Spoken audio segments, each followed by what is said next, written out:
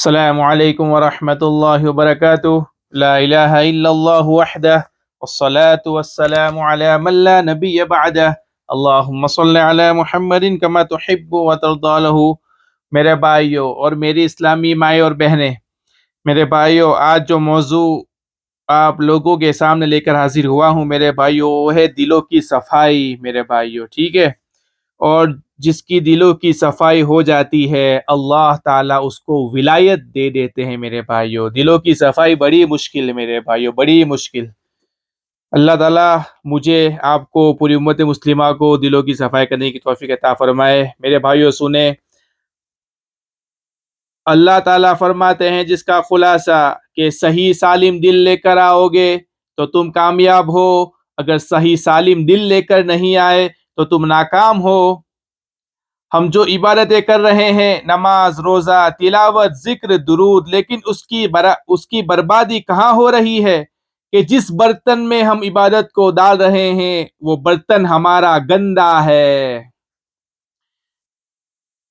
ایک برتن ہے اور برتن گندا ہے، اس میں تھوڑی سی گندگی ہے، دو قطرہ صرف، یا 2 قطرے سیاہی ہے، اس میں 1 لیٹر دودھ ڈال دو، اچھا دودھ تھا، اس میں آپ نے 1 لیٹر ڈال دیا، وہ دودھ کیسا ہو جائے گا؟ کالا ہو جائے گا، پینے کے قابل نہیں رہے گا۔ اور برتن صاف ستھرا ہے اور اس میں صرف 200 گرام دودھ ڈال دو، بہت اچھا ہوگا، پینے کا جی چاہے گا۔ جب یہ مثال سمجھ میں آئی تو سمجھ لو ہم نے 2 رکعت بہترین اخلاص کے ساتھ، خضوع کے ساتھ نماز بھی پڑھی، روزہ بھی رکھا، سب کچھ کیا، لیکن ہم اس عبادت کو اس دل میں ڈال رہے جو دل حسد، بغض، کینہ، عداوت سے بھرا ہوا ہے۔ اور ایسا بھرا ہوا ہے کہ ہم اب اس میں عبادت ڈالتے ہیں، ہم جو اس میں عبادت ڈالتے ہیں تو یہ اندر کی بیماریاں میری عبادتوں کو تباہ کر دیتی ہے، برباد کر دیتی ہے، اس لیے کہ عبادتوں کا تعلق دل سے ہے، عبادتوں کا تعلق دل سے ہے۔ اگر ہم اپنے دلوں کو ان چیزوں سے صاف ستھرا رکھے تو اس میں تھوڑی سی عبادت ڈال دو تو بھی انشاءاللہ تعالی نجات کا ذریعہ ہو جائے گی۔ ان تمام عبادتوں کے لیے باطن کی صفائی ضروری ہے۔ بزرگوں کی خانقاہوں میں یہی نظام ہوتا ہے کہ باطن کی صفائی ہو۔ نبی علیہ السلام سے سوال ہوا، لوگوں میں سب سے افضل کون ہے؟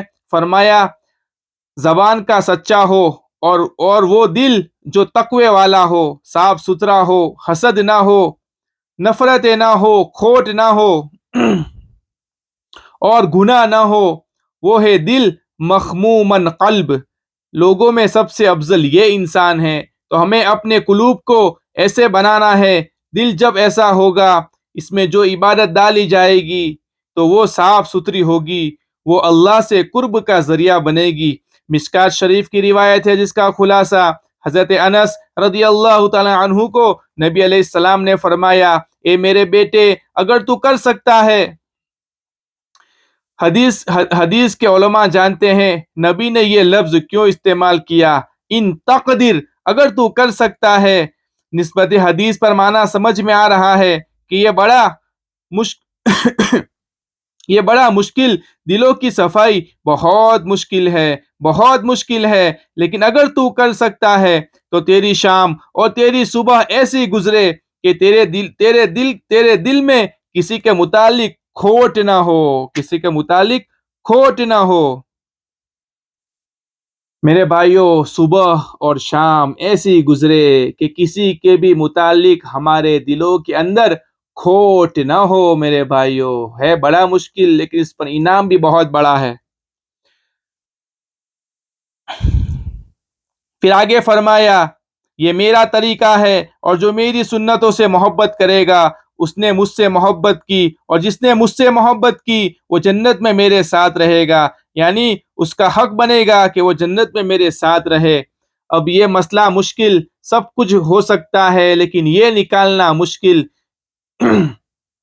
اس کی دشمنی، اس سے دشمنی، اس کے متعلق حسد، یہ بڑا مشکل۔ حکیم الامت حضرت تھانوی علیہ رحمہ نے اس کا طریقہ بتایا کہ کیسے اس کا ٹور کر سکتے ہو تم.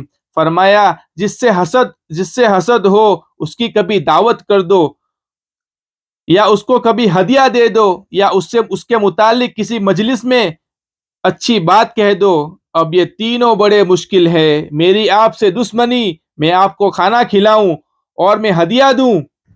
لیکن حضرت فرماتے جس کے سامنے آخرت اور رب ہے اس کے لیے سب کچھ کرنا آسان ہے. وہ تعریف بھی کر سکتا ہے، وہ کھانا بھی کھلا سکتا ہے، وہ ہدیہ بھی دے سکتا ہے. کیوں؟ مجھے میری آخرت بنانی ہے. اگر یہ طریقہ اپناؤ گے اپنے دشمن کے ساتھ یا جس سے حسد ہے تو انشاءاللہ حضرت فرماتے دلوں سے حسد رخصت ہو جائے گا. سب کچھ ہماری عبادتوں میں ہے لیکن باطن ہمارا ایسا ہے کہ ہم اللہ سے دور ہو چکے ہیں. اور اصل بات یہ ہے کہ دل کی صفائی ہو جاتی ہے تو اللہ اسے ولایت دے دیتے ہیں. اس لیے ہمیں چاہیے کہ باطن کو صاف ستھرا رکھے، ان ساری گندگیوں کو، برائیوں کو، نفرتوں کو. اور اگر ہم اسے پالتے